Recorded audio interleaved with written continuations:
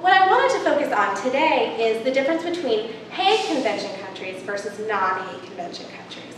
So there really are basically two different types of countries that you can adopt from internationally. One is a Hague Convention country, one is not.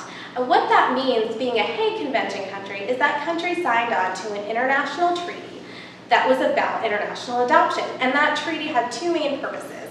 One, to further the best interests of children, and two, to make sure adoptions were happening ethically.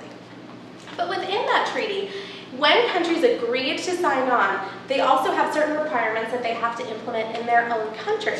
One of the main ones being having a central authority.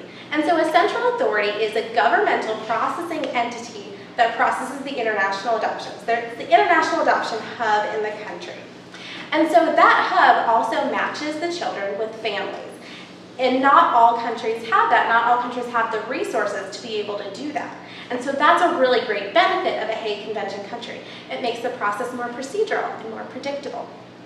Another thing that's a benefit of adopting from a Hague Convention country is the information that you get at time of match or at time of referral with the child. You are required to get a certain amount of medical and social history, and you are getting a lot of it. Everything that's known about the child's past social history and everything that's known about their medical history.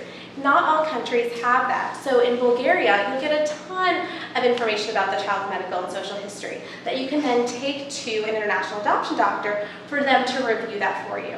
Now, of course, we can never guarantee the completeness or accuracy of that medical information, but it's good that you have that and you have a good bit of it in order for it to be assessed by a doctor. Whereas in other country programs, like Ukraine, you're not going to get that information at the beginning. You actually go to the country and then you have the information about the child and accept the referral. So that's a non-Hague country in Ukraine.